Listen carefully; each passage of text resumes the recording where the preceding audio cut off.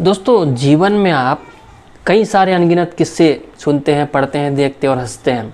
और इन्हीं छोटी छोटी हंसी मजाक की भरी बातों में आपको कई बार जीवन का असल मकसद, जीवन की असल कहानी और जीवन की असली बातें पता चलती है। दोस्तों, एक किस्सा सुनाता हूँ। किस्सा काफ़ी हंसी ठिठोली वाला है और किस्सा आपको एक गहन गूढ़ ज्ञान भी देगा। दोस्तों, किसी आदमी ने एक नवाब साहब को गधा बोल दिया। अब नवाब साहब को ये बात बहुत नागवार गुजरी, उन्हें बुरा लगा कि मुझे इसने गधा कैसे कह दिया। तो नवाब साहब ने जाकर कोर्ट में केस फाइल कर दिया। कोर्ट में जब केस फाइल हुआ और जिस आदमी ने गधा कहा था, कोर्ट में उस आदमी की हाजिरी लगी और जज साहब ने उससे कहा कि भाई आपने नवाब साहब को गधा क्यों कहा। तो उस आदमी ने वहाँ पर कोर्ट में के कटघरे में खड़े खड़े माफ़ी मांग ली और कहा कि जज साहब मुझसे गलती हो गई है और मैं अब ऐसा नहीं कहूँगा और मुझे ऐसा नहीं कहना चाहिए था। जज साहब ने उसकी बात सुनी और नवाब साहब की तरफ जाकर बोला कि देखिए नवाब साहब, अब तो इस आदमी ने माफ़ी मांग ली है, क्या हम इसे बरी कर सकते हैं।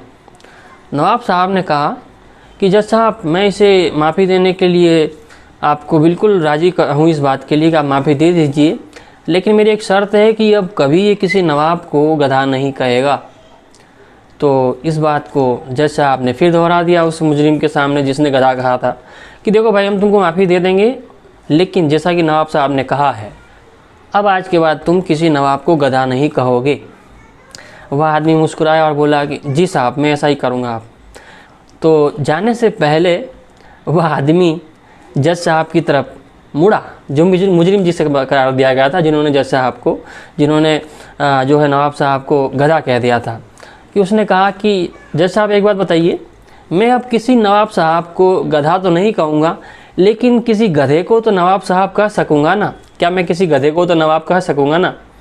तो जज साहब ने कहा कि आप गधे को कुछ भी बोलिए, हमें उससे कोई मतलब नहीं है, ना हमारी कोर्ट को मतलब है, बस आप नवाब साहब को गधा ना कहे।